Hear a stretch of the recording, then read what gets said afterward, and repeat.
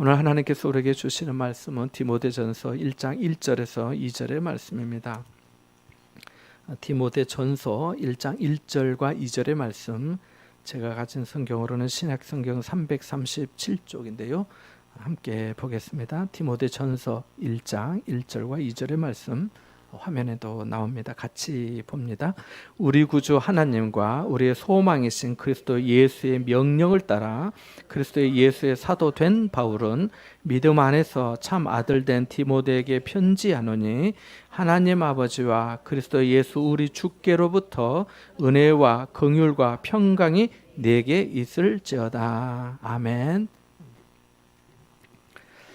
제가 원자력 병원에서 이렇게 원목으로 봉사하면서 환자분을 만나거나 또는 교회 새 가족이 방문하여 함께 기도할 기회가 될 때 자주 인용하는 성경 말씀 중에 하나가 잠언 16장 9절의 말씀입니다. 사람이 마음으로 자기의 길을 계획할지라도 그 걸음을 인도하시는 이는 여호와시니라 라고 하는 말씀인데요. 이 말씀에 따르면 사람은 모두 자기 나름의 인생길을 계획할 자유가 있습니다.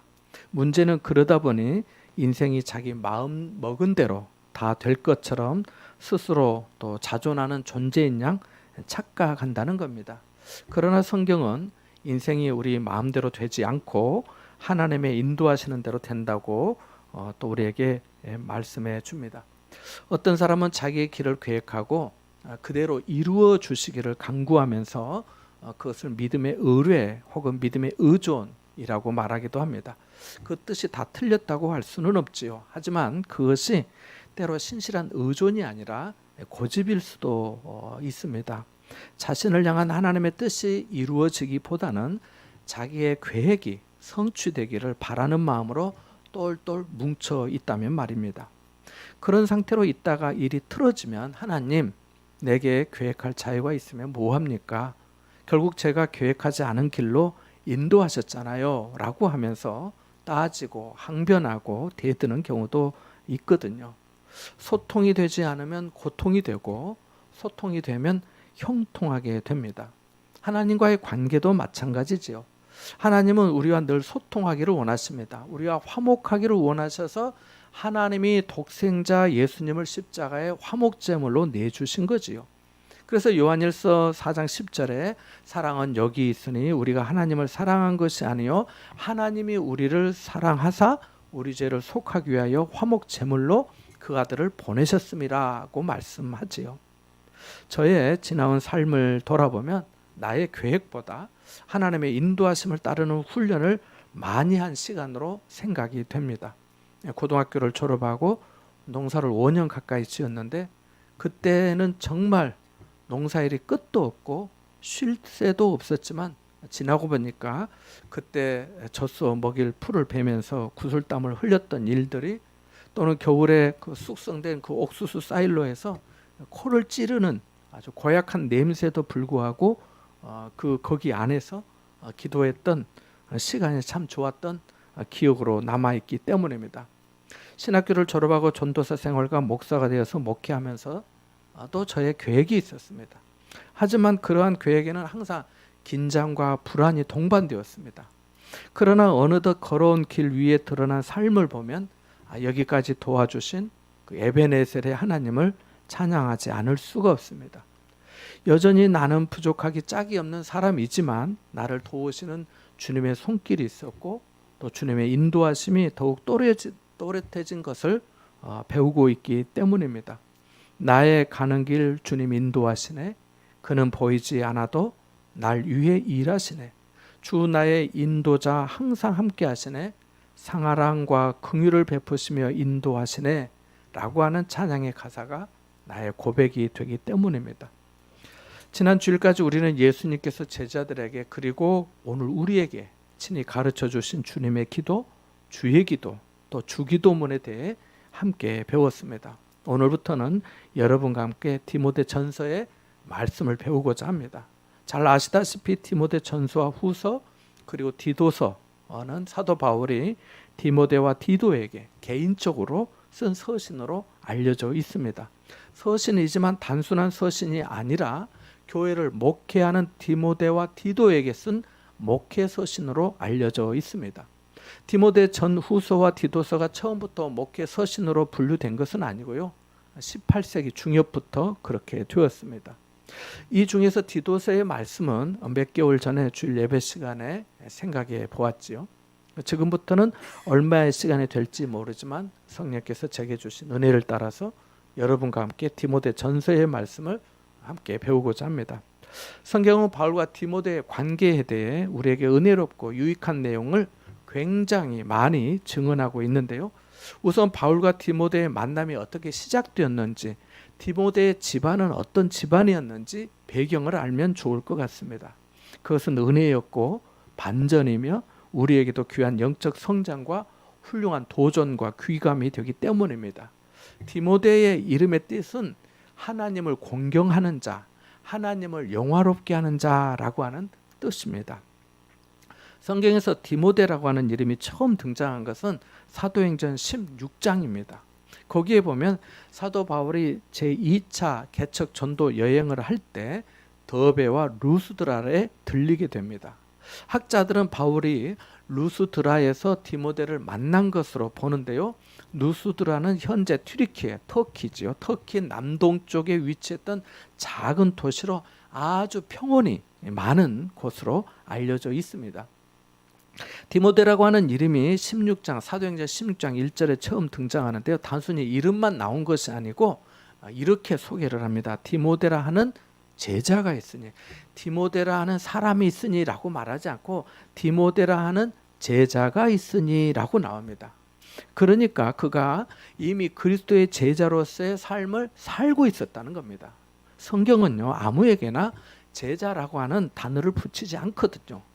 디모데를 제자라고 했으니까 디모데에게 남다른 이력이 있었음을 알 수 있습니다. 디모데가 제자라 불리게 된 것에 대해 저는 크게 두 가지를 보는데요. 하나는 가정 환경입니다. 뭐라고요? 가정의 환경이에요.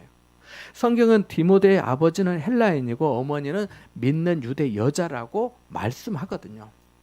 그러니까 디모데의 어머니가 당시 이방 사람인 헬라인 남자를 만나 가정을 이룹니다. 디모데의 어머니에 대해 믿는 유대 여자라고 말했으니까 그녀가 유대교에서 개종하여 예수 믿는 성도가 되었음을 알 수 있습니다. 그래서 디모데가 이 목의 영향으로 디도와 달리 할례를 받았다고 성경학자들은 보고 있습니다.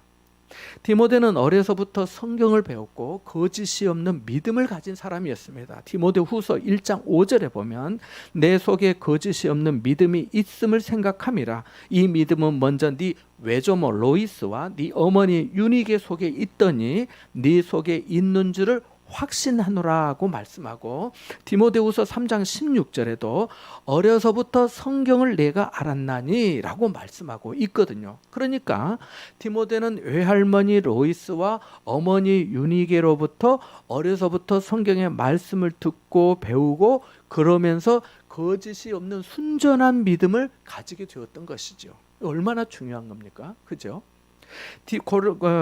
구약성경 말라기 2장 5절에 보면 하나님께서 자기 백성을 삼으신 그 유다를 통해서 이렇게 말씀하신 대목이 나옵니다. 너희를 통해서 경건한 자손을 얻고자 하셨다라고 말씀하거든요.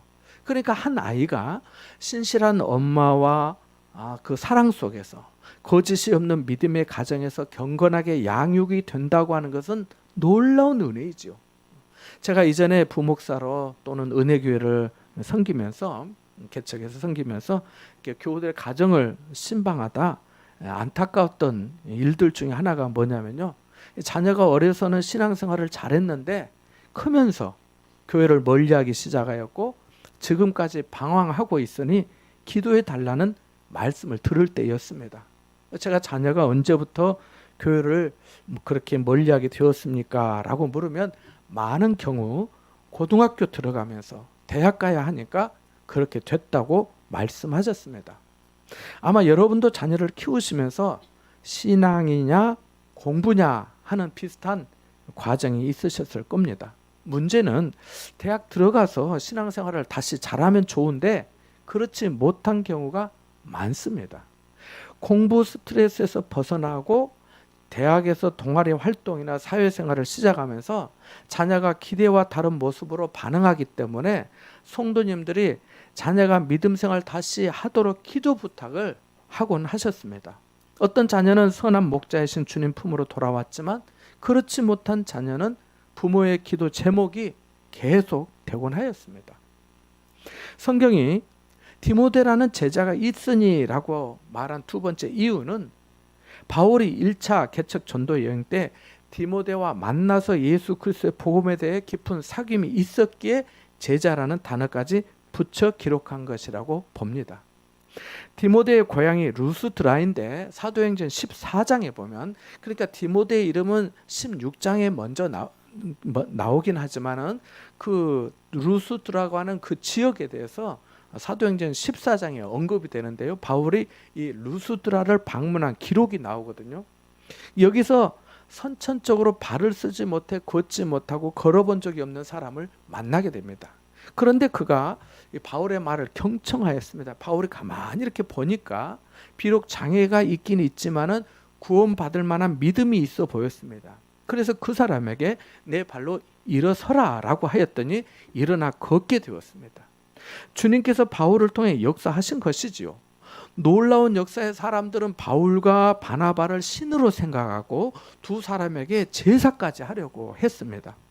바울의 만류로 그렇게 하지 않았지만 이 사건은 누스드라 사람들에게 소문이 나고 로이스와 믿는 유대 여자 어머니 그 유니게와 또 디모데에게까지도 전해졌을 가능성이 큽니다. 여러분이 한번 생각해 보세요. 여기 일광 신도시에서 또 어느 교회에서 또 어떤 사람이 예수 믿다가 나면서부터 걷지 못했는데 어떤 누군가로부터 목사님을 통해서 어떤 참 은혜를 받아서 그가 예수 믿어서 걷게 되었다고 생각해 봐요. 그 사람들 주변을 통해서 아는 사람들을 통해서 기장 시장에서 얼마나 많은 소문이 나지 않겠습니까? 소문 날 만한 일이잖아요. 그래서 이런 과정을 통해 바울과 디모데는 그리스도 안에서 영적인 아버지와 아들 관계로 또 스승과 제자로 동역자로 발전하는 기회가 되었던 것으로 보입니다. 그래서 디모데에게 제자라고 한 것으로 보입니다. 디모데는 경건한 외할머니와 어머니에게 신앙을 배우고 어려서부터 성경을 배웠던 겁니다. 그리고 청년이 되었을 때 루스드라에서 바울을 만나 예수 그리스도의 십자가와 부활에 대해 다시 오실 주님을 기다리면서 성도로서 어떻게 살아야 되는지, 복음을 위해 어떤 마음과 태도로 순종하며 충성해야 하는지, 성도들을 어떻게 그리스도의 사람으로 세워가야 할지, 그러는 과정에서 자신이 감당해야 할 어떤 성품과 자세가 어떠해야 할지를 자연스럽게 배우는 기회가 되었을 것으로 봅니다. 여러분은 누구에게 신앙을 배우셨습니까? 모태로부터 신앙생활을 하신 분들은 부모님과 또 가족들에게서 받은 영향이 클 겁니다. 하지만 저같이 비모태 신앙은 자신이 신앙생활을 시작했던 교회 목회자나 또는 먼저 신앙생활을 한 선배들에게 받은 영향이 클 겁니다. 중요한 것은 바른 복음, 바른 믿음, 바른 섬김을 배워야 한다는 것입니다. 바른 신앙관, 바른 교회관을 배워야 하는 거지요. 디모데 전서의 말씀을 배우면서 여러분이 디모데처럼 신앙을 바르게 배우고 성경을 바르게 배우고 복음으로 회복되고 어떻게 복음을 위해 협력하고 충성해야 할지 마음을 새롭게 하는 시간이 될 수 있기를 바랍니다. 그것이 우리를 위한 하나님의 부르심이기 때문입니다. 고린도전서 4장 17절에 따르면 디모데는 바울을 도와서 고린도 교회를 방문하여 그리스도 안에서 바울이 어떻게 살았는지를 생각나게 해주는 사람이었고, 디모데가 마게도냐의 빌립보에서도 목회를 하였는데요. 바울이 빌립보의 그 성도들에게 쓴 서신 빌립보서 2장 22절에 보면은 디모데가 자식이 아버지에게 하듯이 복음을 위해 자신을 도와주고 섬겼다고 그렇게 말하고 있습니다. 그러니까 사도 디모데가 바울을 마치 자식이 아버지 공양하고 또 봉양하고 공경하듯이 그렇게 돕고 섬겼다는 거지요. 그의 인품이 어떠했는지를 알 수 있는 말씀 아니겠습니까? 디모데가 디모데 전서를 받을 때는 에베소에서 목회하고 있을 때입니다. 에베소서 나왔잖아요. 에베소. 본문 3절에 보면은 너를 구원하여 에베소에 머물라 한 것은 이라고 하는 말씀이 이것을 증명해 줍니다. 그러니까 내가 권해서 그래 좀 디모데 네가 좀 에베소에 가서 좀 목회 좀 하고 좀 있으면 좋겠어. 좀 머물러 있어. 교회에서 성도들도 좀 돌아봐. 이렇게 말한 거지요. 에베소는 현재 튀르키예, 터키 남서쪽에 위치한 도시인데요. 여기는 아르테미스, 성경에는 아데미라고 나옵니다만은 풍요를 가져다 준다는 처녀 여신, 이 아데미 여신을 숭배하는 도시였습니다. 그러니까 디모데가 아데미 여신 숭배가 만연한 에베소 지역에서 목회하고 있었던 겁니다. 이 에베소 교회는 바울이 개척하여 세운 교회이고 에베소서의 서신을 받은 교회이고 나중에 요한계시록에서도 나오는데요. 처음 사랑을 버렸다고 책망을 들은 교회로 나옵니다. 에베소서가요. 에베소 교회가요. 여기서 지금 목회하고 있는 디모데를 생각하시면 되겠습니다. 오늘날 우리 환경도 이름만 다르지 비슷하잖아요. 나는 믿음이 있긴 있지만은 주변 환경이 온통 우상이 만연하고 우리를 영적으로 또는 육적으로 미혹하는 일들이 많으니까요. 나중에 배우겠습니다만은 바울은 디모데에게 이 편지에서 교회의 일꾼을 어떻게 세워야 하는지 중요하게 다루고 있음을 또한 우리가 주목해야겠습니다. 이러한 내용은 갈라디아서, 빌립보서, 데살로니가 전서, 후서와 같은 바울의 다른 서신에는 나타나지 않거든요. 교회의 일꾼은 어떤 사람이어야 하고 어떻게 섬기는 사람이어야 하는지를 바울이 목회적으로 디모데에게 가르쳐 줍니다. 당시 교회의 문제는 바른 교훈을 거스리고 다른 교훈을 가르치는 거짓 교사들에 의해 주도되었기 때문입니다. 새 가족은 문제가 안 되는데 신앙생활을 좀 했고 성경에 대해 뭐 좀 안다 하고 나름 지도적인 위치에 있는 사람들 때문에 교회가 어려웠던 겁니다. 그래서 주님의 교회를 섬길 일꾼을 세울 때 신중해야 했고 바르게 세우지 않으면 안 되었던 것입니다. 당연한 얘기입니다만은 지금도 마찬가지 아니겠습니까? 인사만사라고 하는 말도 있습니다만은 교회도 일꾼을 세울 때 착하고 좋은 일꾼, 겸손하고 충성된 일꾼, 기쁨으로 순종하며 자기 돈도 자원하여 쓰면서 섬길 줄도 알고 목회자를 도우며 격려하고 교회의 덕을 세우는 일꾼을 세워야 합니다. 이것이 교회 공동체의 정체성에 지대한 영향을 미치기 때문이에요. 전해오는 이야기에 따르면 디모데는 바울과 함께 마지막까지 로마 감옥에 투옥되어 헌신하고 고생하다가 순교했다고 합니다. 디모데는 젊은 시절부터 인생이 마치는 날까지 그리스도의 사람이었고 바울에게는 동역자 이상이었고 성도들에게는 사랑이 많고 존경받는 목회자였습니다. 바울은 편지를 시작하면서 자신의 소명과 사명을 먼저 밝힙니다. 함께 1절 말씀을 다시 한번 읽어볼까요? 1절 말씀을 읽어보겠습니다.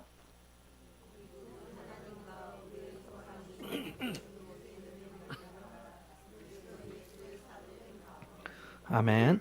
바울은 구원이 하나님께 있음을 말합니다. 그리고 예수 그리스도가 우리의 소망이라고 하면서 그분의 명령으로 자신이 사도가 되었다고 합니다. 바울은 다메섹 도상에서 예수 그리스도를 만난 이후로 변함없이 사도의 길을 걸었습니다. 로마 황제를 큐리오스, 주님이라고 부르는 그 세상에서 그 시대에 하나님이 진정한 구주라고 고백하고 자신이 마치 왕의 명령을 받은 군인처럼 예수님의 명령으로 사도가 되었다고 말합니다. 다시 말해 그 명령이 철회되지 않는 한 자신은 예수의 사도라는 것이지요. 우리는 여기서 직분자의 자기 정체성을 배워야 하겠습니다. 아시다시피 바울은 본래 교회를 박해하던 사람이었고 다른 사도들보다 늦게 부름을 받았습니다. 자기 말처럼 달수를 다 채우지 못하고 난 아기와 같은 사람이었습니다. 제1차, 2차, 3차 개척 전도 여행을 하면서 얼마나 많은 고생을 했는지 모릅니다. 강의 위험과 동족의 위험과 굶주림의 위험과 맹수의 위험을 겪었습니다. 때로 함께했던 사람들에게서 배신을 당했고 태장에 맞아 죽을 뻔하기도 했습니다. 고린도후서 1장 8절 9절에 보면은 얼마나 고생을 했든지 힘에 겹도록 심한 고난을 당하여 살 소망까지 끊어지고 사형 선고를 받은 줄 알았다고까지 말합니다. 이제 난 죽었구나라고 하는 거지요. 사람이 이 정도 되면은 자신감이나 자존감이 뚝뚝 떨어지고요. 자기 일에 대해서도 상당히 위축이 되곤 합니다. 무력감에 시달리고요. 우울증이라도 올 수 있지 않겠습니까? 하소연하고 싶지 않겠습니까? 비교조차 될 수 없는 줄 압니다만은 저라면 아마 그랬을 것 같습니다. 그럼에도 불구하고 바울은 우리 구주 하나님과 우리의 소망이신 그리스도 예수의 명령을 따라 사도가 되었다고 말합니다. 사람이 자신에 대해 건강한 정체성을 갖는 것은 굉장히 중요합니다. 나를 긍정하지 못하고 나를 사랑하지 못하면 다른 사람도 긍정하지 못하고 다른 사람도 사랑할 수 없기 때문이지요. 생각해 보세요. 자신을 부정적으로 인식한다면 그 손해와 피해가 얼마나 많겠습니까? 나는 안 되는 사람이야. 나는 별 볼 일 없고 내 인생에는 희망이 없어. 나는 실패자야. 낙오자야. 이제 끝났어. 라고 한다면 얼마나 안타까운 삶이 되겠습니까? 자기 일에 대해서도 마찬가지입니다. 그러나 바울은 자신의 사도직에 대해 건강한 정체성을 형성하였습니다. 우리도 그래야 합니다. 나는 부족하지만 하나님은 전능하시다. 사람으로서는 할 수 없어도 하나님은 다 하실 수 있다. 하나님은 나에게 선한 목적이 있으시고 나를 통해 주님의 뜻을 이루려 하신다. 주님이 언제나 나와 함께 하신다. 나는 부족하여도 영접하실 터니 영광나라 계신 임금 우리 구주 예수라 라고 찬송하면서 살아야 될 줄 믿습니다. 자기가 그렇게 생각을 해야 돼요. 바울은 자신의 소명과 사명을 선언하고 바로 디모데를 축복합니다. 같이 2절의 말씀을 읽어볼까요? 함께 봅니다. 믿음 안에서 참 아들 된 디모데에게 편지하노니 하나님 아버지와 그리스도 예수 우리 주께로부터 은혜와 긍휼과 평강이 내게 있을지어다. 아멘. 다른 일반 서신들, 그러니까 에베소서, 빌립보서, 데살로니가 전서, 후서, 골로새서 이런 바울 서신, 로마서 이런 서신에는 너희에게 있을지어다 이렇게 하거든요. 근데 너에게, 당신에게 있기를 원한다라고 말하고 있잖아요. 개인적인 서신이라는 거죠.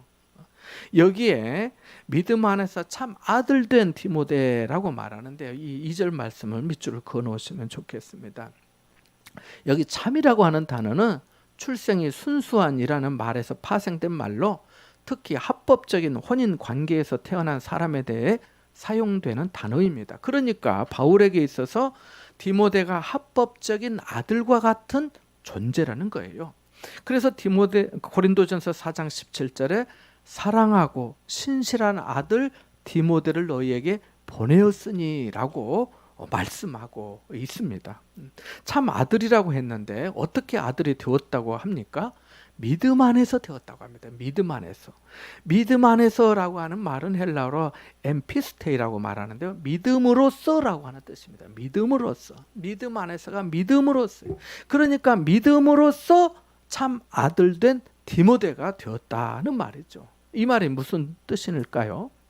디모데가 바울의 전도와 가르침을 통해 신실한 믿음의 자녀, 영적 자녀가 되었다는 말이지요. 마태복음, 마가복음, 누가복음, 공관복음이라고도 하는데 여기에서 공통으로 나오는 이야기 중에 예수님이 어느 집에서 말씀을 전하실 때 예수님의 육신의 어머니 마리아와 또 육신의 동생들이 찾아온 내용이 나옵니다. 어떤 사람이 예수님에게 얘기를 해요. 선생님 보십시오. 당신의 어머니와 동생들이 또 누이들이 밖에 당신 찾아왔네요 라고 말합니다. 이에 예수님이 어떻게 대답하셨는지 아세요? 이렇게 말씀하십니다. 누가 내 어머니이며 동생들이냐? 누구든지 하나님의 뜻대로 행하는 자가 내 형제요 자매요 어머니니라 라고 말씀합니다. 얼핏 들으면 예수님이 효와 예절이 없는 것처럼 들려 오해하실 수 있는데요. 예수님은 그런 뜻으로 하신 말씀이 아니라 하나님의 뜻대로 행하는 사람이 하나님 안에서 진정한 가족이다라고 하는 말씀입니다. 우리는 전통적으로 혈육을 합법적인 가족으로 인정하고 있습니다. 하지만 누가복음 3장에 보면 그 이름들이 쭉 나오는데요. 족보가 나와요. 그런데 누가복음 3장에는 밑에서부터 위로 거슬러 올라 그 위는 그 위는 그 위는 그 위는 이렇게 가거든요. 그래서 하나님에게까지 거슬러 올라가는 그 족보가 나오는데요. 그것처럼 하나님을 믿고 그 뜻대로 사는 사람이 하나님의 자녀요 예수 그리스도의 형제와 자매라는 것을 알 수가 있습니다. 우리 속담에도 가까운 이웃이 먼 친척보다 낫다는 말이 있습니다마는 혈육보다 예수 그리스도를 믿음으로 하나님 아버지 안에서 영적 가족이 됩니다. 바울은 디모데를 개인적으로 알았지만 하나님 앞에서는 동역자로 인정하였습니다. 그는 일과 사람을 뒤섞어서 생각하지 않았습니다. 자신을 보살폈던 어린 아이로 여기지 않고 믿음 안에서 하나님의 경륜에 따라 부르심을 받은 한 인격자요 사역자로 여겼습니다. 여러분에게 묻고 싶으네요. 여러분에게도 이런 관계가 있으십니까? 믿음 안에서 믿음으로써 아들, 딸 된 사람이 있으십니까? 믿음 안에서 아버지, 어머니 같으신 사람이 있으십니까? 바울이 고린도전서 4장 15절에서 그리스도 안에서 일만 스승이 있으되 아버지는 많지 아니하니 그리스도 예수 안에서 내가 복음으로써 너희를 낳았음이라고 하였는데요. 여러분도 복음으로 자녀를 만들어 보신 적 있으십니까?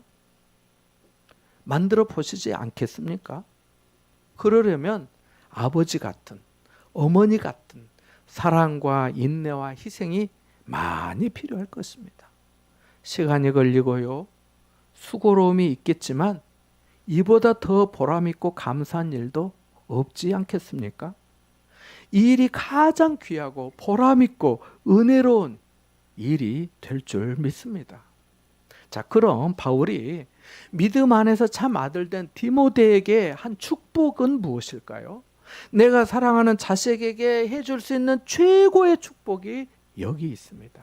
바울은 하나님 아버지와 그리스도 예수 우리 주께로부터 은혜와 긍휼과 평강이 너에게 있기를 바란다. 있을지어다. 다른 성경에는 있기를 빕니다. 이렇게 되어 있어요. 바울 서신에 보면은 은혜와 평강이 마치 동전의 앞 뒷면처럼 또 바늘과 실처럼 묶여 사용한 것을 알 수 있습니다. 그런데요, 디모데 전서와 디모데 후서에서는 은혜와 평강만이 아니라 긍휼이라는 말이 덧붙여져 있어요.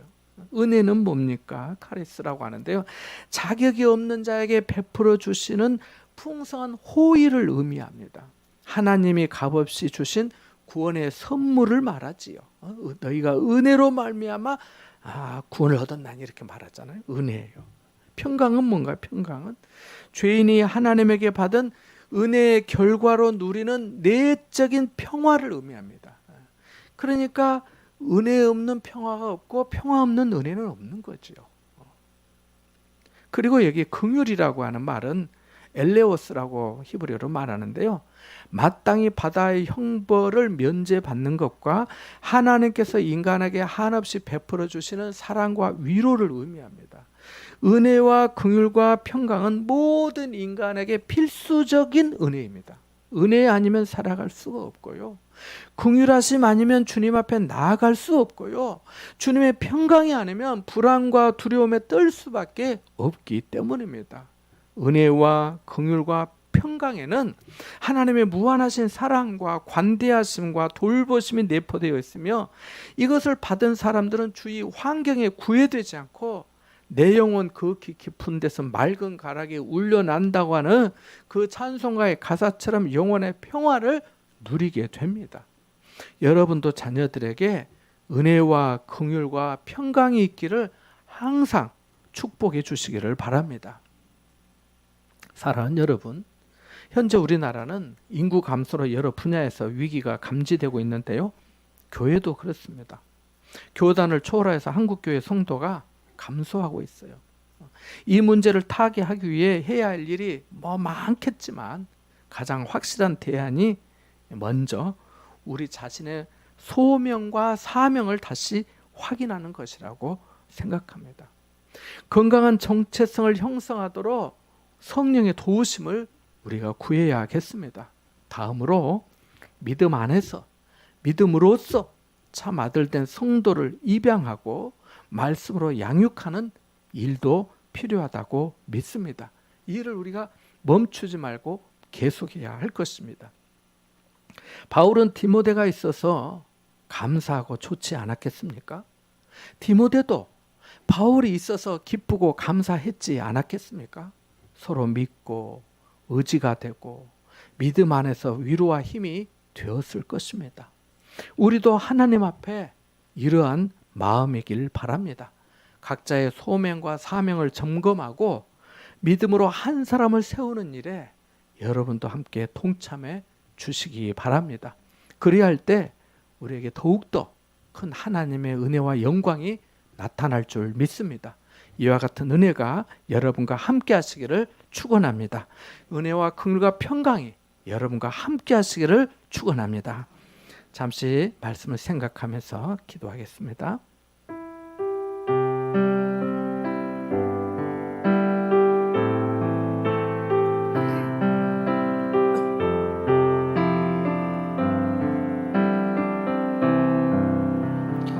우리 구주 하나님 아버지, 예수 그리스도를 믿는 믿음의 은혜를 주시고 예수님을 영원한 소망으로 허락해 주심에 감사드립니다. 저희도 바울과 디모데처럼 믿음 안에서 영적 가족으로 세워지게 하여 주옵소서. 성령 안에서 피차에 사랑하며 존중히 여기며 주님의 일에 동역하고 협력하는 삶이 되어 하나님께 큰 영광 되게 하여 주옵소서. 예수님의 이름으로 기도함나이다. 아멘.